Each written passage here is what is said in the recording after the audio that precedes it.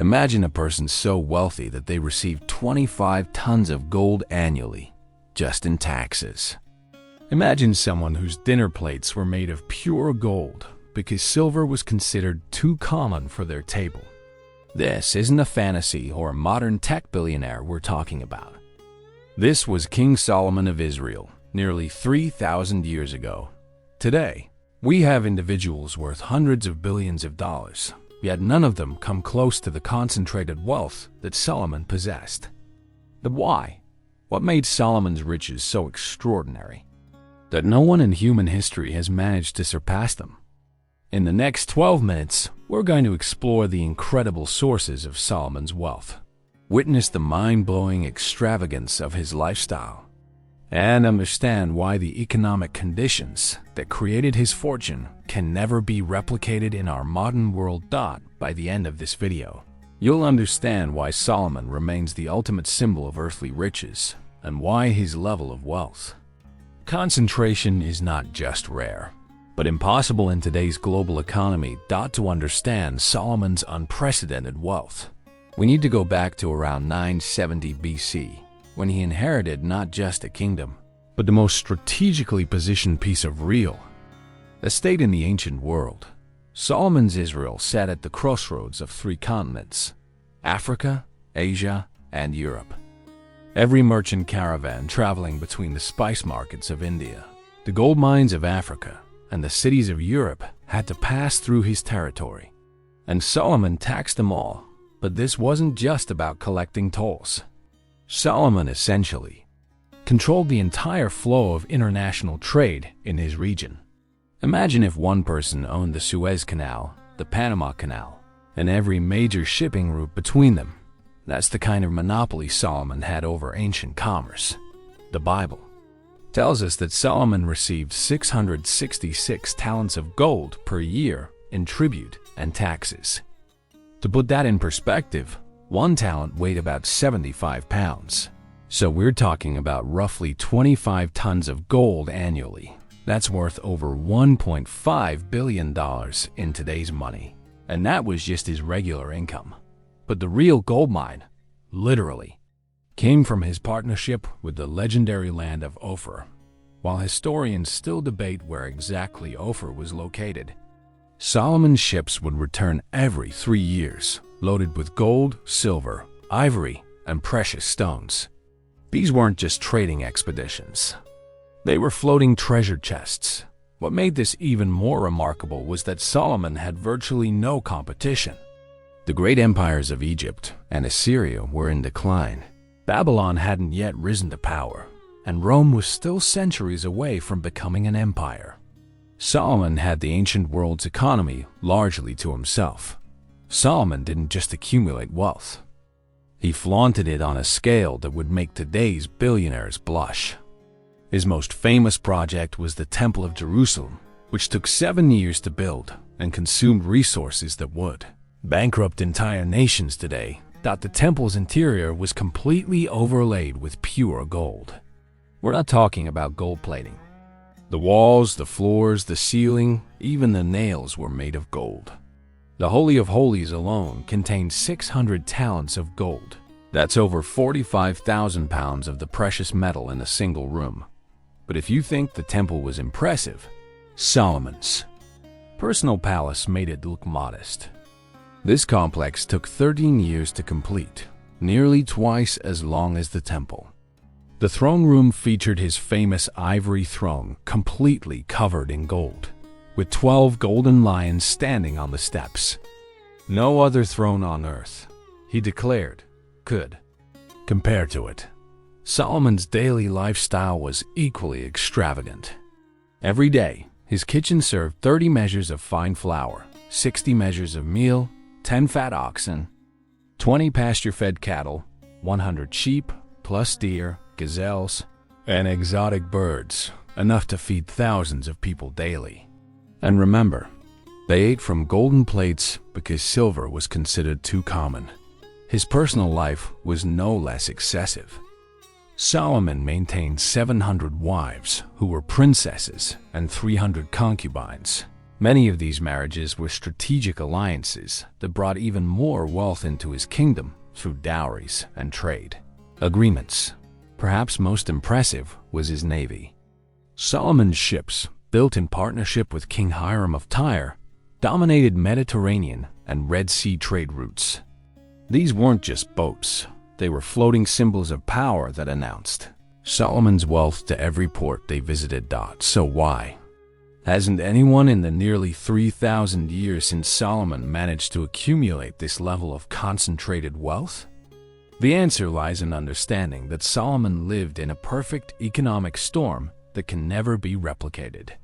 First, Solomon had something no modern billionaire can ever have: a complete monopoly on international trade. Today's global economy has hundreds of shipping routes, thousands of ports, and millions of competitors. But in Solomon's time, if you wanted to move goods between continents, you had to go through him. Second, the ancient world operated on what economists call a zero-sum economy. There was a relatively fixed amount of gold, silver, and precious resources in circulation. When Solomon accumulated wealth, he was literally taking it from everyone else. Modern economies create wealth. Ancient economies just moved it around. Think about it this way. Today's richest individuals make their money from innovations, services, and technologies that create new value. Jeff Bezos became wealthy by revolutionizing commerce, but he didn't make everyone else poorer in the process. Solomon's wealth came directly from taxing and controlling existing trade. Every gold coin in his treasury was one less coin in someone else's pocket. Modern governments also prevent this kind of wealth concentration through taxation, regulation, and antitrust laws. If someone today tried to control all international shipping routes, governments would intervene immediately. But Solomon was the government. There was no higher authority to regulate his monopoly. Furthermore, today's economy is incredibly diversified. Wealth comes from technology, services, intellectual property, and financial markets. In Solomon's time, wealth meant one thing: controlling physical resources like gold, silver, and trade routes. It was much easier to monopolize a few physical choke points than it is to monopolize an entire modern economy. Finally, information travels instantly today. If someone discovered a new source of gold or a more efficient trade route, everyone would know about it immediately. Solomon had years, even decades, to exploit his advantages before competitors could respond. Throughout history, several individuals have amassed incredible fortunes, but when we examine them closely, none truly compare to Solomon's concentrated wealth and power. The closest comparison might be Mansa Musa, the 14th century ruler of Mali. Like Solomon, Musa controlled vast gold mines and trade routes across Africa. His pilgrimage to Mecca was so lavish that he gave away so much gold in Cairo that it crashed the local economy for a decade. But even Musa's wealth was geographically limited to West Africa. Solomon controlled intercontinental trade. Augustus Caesar, Rome's first emperor, controlled the wealth of the entire Roman Empire at its peak. But Caesar's wealth was tied to governing a vast, complex state with enormous expenses. Solomon's wealth was pure profit from his trade monopoly, with relatively minimal overhead. In the modern era, John D. Rockefeller is often cited as the richest American in history. At his peak, Rockefeller controlled about 90% of America's oil refineries. But even his monopoly was eventually broken up by government intervention, something that could never happen to Solomon. Today's tech billionaires like Elon Musk and Jeff Bezos have enormous paper wealth, but most of it is tied up in company stocks that fluctuate daily. Their actual liquid wealth, the cash they can spend immediately, is a tiny fraction of their net worth. Solomon's wealth was tangible, tons of gold sitting in his treasury, ready to use at any moment. Here's the key difference. Modern billionaires are rich within a complex global economy with billions of participants. Solomon was essentially the only major economic player in his region. His 25 tons of annual gold income might seem modest compared to a modern billionaire's net worth, but in his time, he owned a larger percentage of the world's total wealth than anyone before or since. When we adjust for the relative size of the global economy, some economists estimate that Solomon controlled wealth equivalent to several $trillion today, not in fluctuating stock values, but in hard assets that he could deploy immediately. So why has no one ever surpassed Solomon's wealth? Because Solomon didn't just have money. He had something far more powerful: complete economic control over his world. He combined perfect timing, strategic geography, political power, and a monopoly over international trade in a way that created the most concentrated wealth in human history. It controlled the flow of gold, silver, spices, and luxury goods between 3 continents when there were no alternative routes. No competitors and no regulations to stop him. Modern billionaires, impressive as they are, operate in a world of competitors, regulations, diversified economies, and distributed power. They've built their wealth by creating value and innovation, but they can never achieve Solomon's level of economic dominance because our world simply doesn't allow it. Perhaps most telling is what happened after Solomon died. Without his personal control and wisdom, the kingdom split in two, the trade monopolies crumbled, and the wealth scattered. This teaches us something profound. Even the greatest accumulation of earthly riches is temporary. Solomon's story isn't just about wealth. It's about the unique historical moment when one person could control the economic arteries of the known world.